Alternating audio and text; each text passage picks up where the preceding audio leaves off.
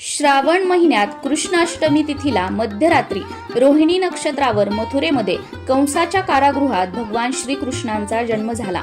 म्हणून या दिवशी आनंद उत्सव साजरा केला जातो. भगवान श्रीकृष्णांचा जन्मदिवस म्हणजे श्रीकृष्ण जन्माष्टमी.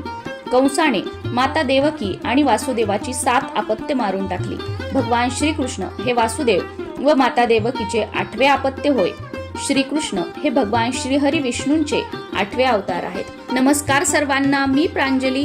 यंदा अष्टमी तिथी ही 4 सप्टेंबर 2026 रोजी पहाटे 2:25 सुरू होत आहे आणि ही अष्टमी तिथी 5 सप्टेंबर 2026 रोजी रात्री 12:13 संपत आहे. त्यामुळे श्रीकृष्ण जन्माष्टमी आपल्याला 4 सप्टेंबर 2026 वार शुक्रवार या दिवशी साजरी करायची आहे आणि गोपाळकाला म्हणजेच दहीहंडी ही 5 सप्टेंबर 2026 वार शनिवार या दिवशी साजरी करायची आहे. श्रीकृष्ण जन्माष्टमीचा उपवास सुद्धा आपल्याला 4 सप्टेंबर 2026 वार शुक्रवार याच दिवशी करायचा आहे. आणि जर तुम्हाला मुहूर्तामध्ये पूजन करायचं असेल तर यंदा श्रीकृष्ण जन्माष्टमीच्या दिवशी पूजेचा मुहूर्त हा 4 तारखेला रात्री 11:57 पासून ते मध्यरात्री 12:43 पर्यंत आहे. म्हणजेच एकूण 45 मिनिटं आपल्याला पूजेसाठी मिळणार आहेत. आता हा श्रीकृष्ण जन्माष्टमीचा उपवास करण्याच्या सुद्धा 2 पद्धती आहेत. हा उपवास कधी सोडावा याच्या सुद्धा 2 पद्धती आहेत. याचबरोबर या उपवासाला काय खावं काय खाऊ नये हे सुद्धा 2 प्रकारे उपवास पकडता येतो. त्याचबरोबर पूजा मांडणी, पूजाविधी, स्तोत्र, मंत्र, नैवेद्य अगदी सगळी माहिती या व्हिडिओमध्ये मी तुमच्यासोबत पुढे शेअर करणार आहे. श्रीकृष्ण जन्म पूजेचा मुहूर्त हा 16 ऑगस्ट 2025 रोजी मध्यरात्री 12:04 पासून ते मध्यरात्री 12:47 पर्यंत असणार आहे. त्यामुळे या 43 मिनिटांमध्येच आपल्याला श्रीकृष्णांचा जन्म करायचा आहे, म्हणजे पाळणा हलवायचा आहे आणि पाळणा म्हणून श्रीकृष्णांचा जन्म करायचा आहे. 4 तारखेच्या रात्री 12च्या अगोदर तुम्ही पूजा मांडणी करून घेऊ शकता आणि पूजेची सर्व तयारी सुद्धा करून घेऊ शकता आणि मग बरोबर 12 वाजता किंवा 12:04 तुम्ही पूजेला सुरुवात करू शकता. पूजा मांडणीसाठी किंवा पूजेसाठी एखादा चौरंग किंवा पाट मांडून घ्यायचा आहे. त्याच्या भोवताली रांगोळी काढून घ्यायची आहे. त्या चौरंगावर किंवा पाटावर वस्त्र अंथरून घ्यायचं आहे. सर्वात अगोदर दिव्याचं पूजन करायचं आहे. एक तेलाचा दिवा आणि एक तुपाचा दिवा लावायचा आहे. या दोन्हींचं पूजन करून घ्यायचं. त्यानंतर गणपती बाप्पांची पूजा करायची आहे. एक तामण घ्यायचं, त्याच्यामध्ये थोडेसे तांदूळ ठेवायचे. त्यावर गणपती बाप्पांची मूर्ती ठेवायची किंवा गणपती बाप्पा स्वरूप म्हणून एक तुम्ही सुपारी ठेवली तरी सुद्धा चालते. त्यावर अभिषेक करून घ्यायचा. अभिषेक करत असताना ओम गण गणपतये नमः किंवा गणपती अथर्व शीर्ष किंवा गणपती स्तोत्र म्हणून तुम्ही अभिषेक केला तरी सुद्धा चालेल. सुरुवातीला स्वच्छ पाण्याने, त्यानंतर दुधाने किंवा पंचामृताने आणि परत स्वच्छ पाण्याने असा अभिषेक करून घ्यायचा. त्यानंतर मूर्ती किंवा सुपारी स्वच्छ पुसायची. 2 विड्याची पानं घ्यायची, त्यावर थोड्याशा अक्षदा, त्यावर हळद कुंकू अर्पण करायचं आणि त्यावर ती मूर्ती किंवा ती सुपारी ठेवायची आहे. तुमच्याकडे विड्याची पानं नसतील तर एखादी तांब्याची, पितळेची किंवा चांदीची प्लेट घ्यायची. जे काही असेल ते घ्यायचं. त्यामध्ये थोडेसे तांदूळ ठेवायचे आणि त्यावर ती मूर्ती किंवा सुपारी ठेवायची आहे. हळद कुंकू अर्पण करून घ्यायचं. तुमच्याकडे जर लाल फूल असेल तर ते अर्पण करायचं. दुर्वा असतील तर त्या अर्पण करायच्या आणि काहीच नसेल तर शुद्ध भावनेने फक्त पूजा करायची आणि गुळ खोबऱ्याचा किंवा साखरेचा नैवेद्य दाखवायचा आहे. आता त्यानंतर आपल्या देवघरातील जी बाळकृष्णांची मूर्ती असते त्यावर अभिषेक करायचा आहे. बाळकृष्णांच्या मूर्तीवर अभिषेक करताना सुरुवातीला स्वच्छ पाण्याने, त्यानंतर दुधाने किंवा पंचामृताने आणि परत स्वच्छ पाण्याने अभिषेक करायचा आहे. अभिषेक करत असताना जर स्पेशली तुम्ही संतान प्राप्तीसाठी प्रयत्न करताय, जसं की तुमची मुलगी असेल किंवा तुमची सून असेल, ट्रीटमेंट घेत आहेत बाळासाठी, सगळे रिपोर्ट्स नॉर्मल आहेत तरी सुद्धा गर्भ राहत नाही किंवा गर्भधारणा होते पण सतत मिसकॅरेज होतं किंवा बाळाची व्यवस्थित वाढ होत नाही किंवा काहीतरी प्रॉब्लेम्स आहेत त्याच्यामुळे गर्भधारणा होत नाही, तर अशा वेळेला स्पेशली तुमच्या त्या सुनेने आणि मुलाने जर एकत्रित पूजा केली किंवा तुमच्या मुलीने आणि जावयाने त्यांच्या घरी एकत्रित पूजा केली तर अतिशय उत्तम आहे. पण बाकी एकत्रित पूजा करत नसतील तर तुमच्या सुनेला किंवा मुलीला ही पूजा करण्यासाठी सांगा आणि बाळकृष्णांच्या मूर्तीवर अभिषेक करताना 1 वेळा पुरुष सूक्त म्हणायचं आहे, 1 वेळा श्री सूक्त म्हणायचं आहे.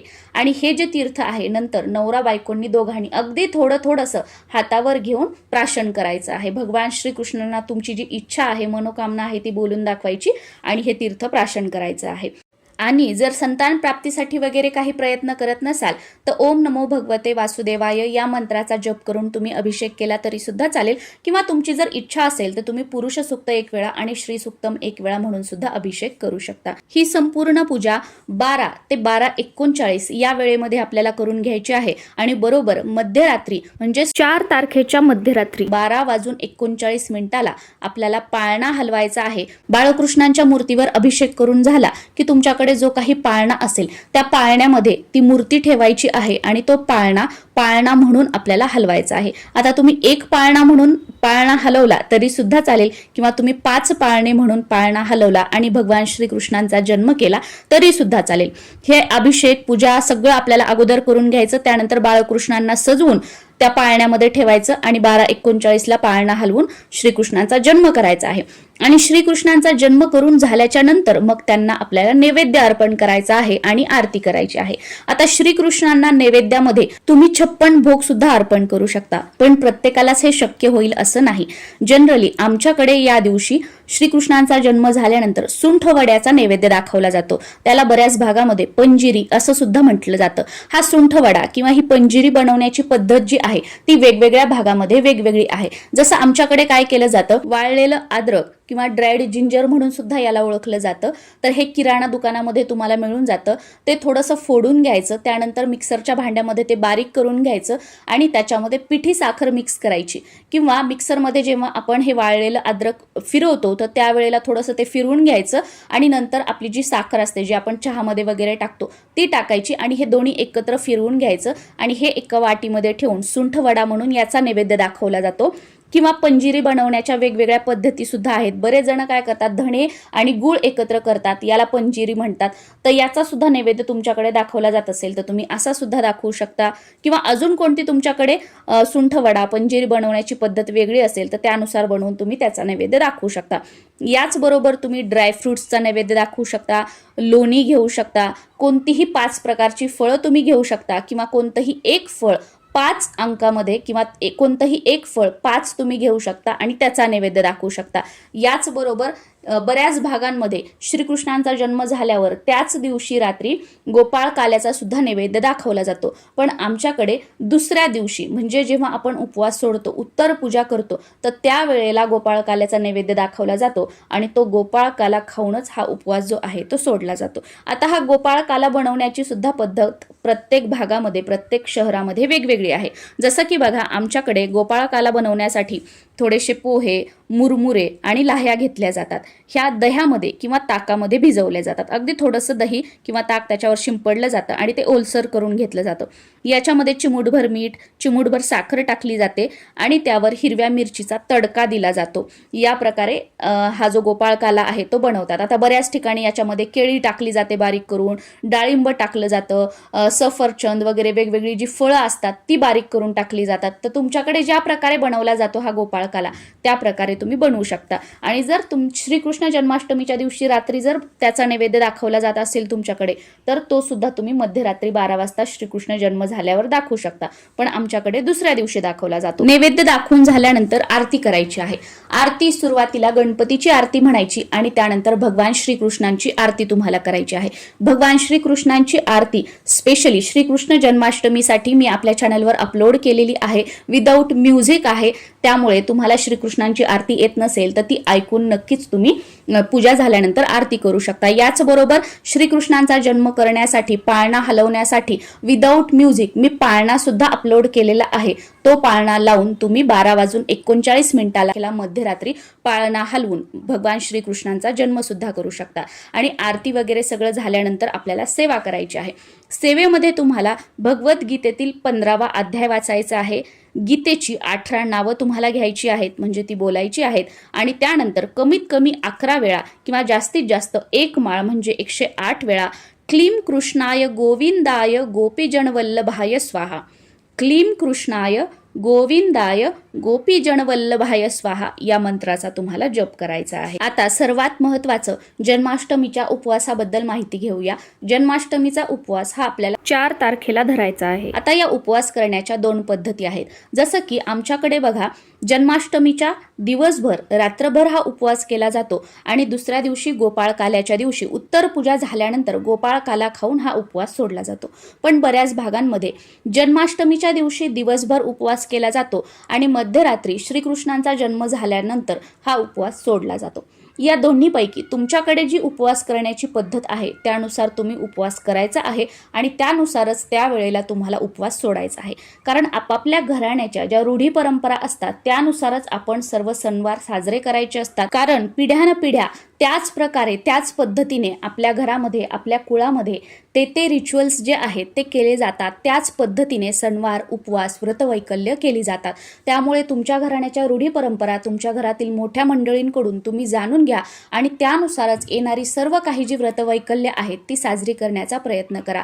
कारण आपल्या घराण्याच्या रूढी परंपरा माहीत करून घेणं, त्या जाणून घेणं, त्यानुसार सणवार साजरे करणं आणि त्या रूढी परंपरा पुढे चालू ठेवणं हे आपलं प्रथम कर्तव्य आहे आणि याचा आपल्याला खूप सकारात्मक प्रभाव आपल्या आयुष्यामध्ये बघायला मिळतो। तुमच्याकडे जर दुसऱ्या दिवशी उपवास सोडण्याची पद्धत असेल तर तुम्हाला 5 तारखेला श्रीकृष्ण जन्माष्टमीचा उपवास सोडायचा आहे आणि जर त्याच दिवशी उपवास सोडण्याची पद्धत असेल तर 4 तारखेला मध्यरात्री श्रीकृष्णांचा जन्म झाल्यानंतर तुम्हाला उपवास सोडायचा आहे।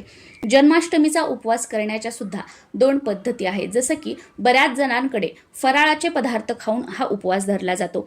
फराळाचे जे काही पदार्थ असतात, साबुदाणा, भगर, रताळे, राजगिरा सगळे पदार्थ खाल्ले जातात। मग ते तिखट मिठाचे असोत किंवा गोड असोत, दोन्हीही खाल्ले जातात। पण तिखट मिठाचे पदार्थ बनवताना मीठ मात्र आपल्याला उपवासाचं वापरायचं आहे। ज्याला आपण सेंदव मीठ म्हणतो ते मीठ उपवासाचे तिखट पदार्थ बनवण्यासाठी आपल्याला वापरायचं आहे। जर तुमच्याकडे तिखट मीठ या उपवासाला खात असतील तर। बाकी तिखट मीठ खात नसतील तर तुम्ही गोड उपवासाचे पदार्थ खाऊन सुद्धा हा उपवास करू शकता। किंवा दुसऱ्या पद्धतीमध्ये बऱ्याच जणांकडे फक्त फलाहार करून म्हणजे फळं खाऊन हा उपवास केला जातो आणि तो मध्यरात्री किंवा दुसऱ्या दिवशी सोडला जातो। फळांमध्ये सर्व प्रकारची फळं तुम्ही खाऊ शकता, ज्यूस घेऊ शकता, चहा, कॉफी, दूध तुम्ही पिऊ शकता आणि हा उपवास धरू शकता। तुमच्याकडे जी पद्धत आहे या दोन्हीपैकी जे खाऊन उपवास करण्याची त्यानुसार तुम्हाला उपवास करायचा आहे। आणि या पूजेची 5 तारखेला सकाळी स्नान वगैरे झाल्यानंतर आपल्याला उत्तर पूजा करायची आहे। उत्तर पूजा करण्यासाठी जिथे आपण पूजा मांडणी केलेली आहे तिथे अगोदर दिवा लावून घ्यायचा आहे। त्यानंतर गोपाळ काला बनवून त्याचा नैवेद्य दाखवायचा आहे किंवा तुम्ही दूध साखरेचा वगैरे सुद्धा नैवेद्य दाखवू शकता। आणि त्यानंतर आपल्या उजव्या हातामध्ये थोड्याशा अक्षदा घ्यायच्या। आपल्याकडून काल पूजेमध्ये काही चूकभूल झाली असेल तर त्याबद्दल क्षमा मागायची। तुम्ही संतान प्राप्तीसाठी प्रयत्न करत असाल तर ती प्रार्थना करायची आणि या अक्षदा या पूजेवर अर्पण करायच्या आहेत व पूजा उचलून घ्यायची आहे। आय होप श्रीकृष्ण जन्माष्टमी बद्दल तुम्हाला तुमच्या सगळ्या प्रश्नांची उत्तरं मिळालेली असतील। त्याचबरोबर पूजा मांडणी कशी करायची, पूजा कशी करायची, शुभ मुहूर्त, उत्तर पूजा कशी करायची, नैवेद्य काय दाखवायचा, गोपाळ काला कसा बनवायचा, पंजिरी किंवा सुंठवडा कसा बनवायचा, असं सगळं मी या व्हिडिओमध्ये कव्हर केलेलं आहे। तरी सुद्धा अजून काही जर तुम्हाला प्रश्न पडलेले असतील तर खाली कॉमेंटमध्ये तुम्ही विचारू शकता। नक्कीच त्या प्रश्नांची उत्तरं देण्याचा प्रयत्न मी करेल। तुम्हा सर्वांना श्रीकृष्ण जन्माष्टमीच्या खूप साऱ्या शुभेच्छा। नमस्कार।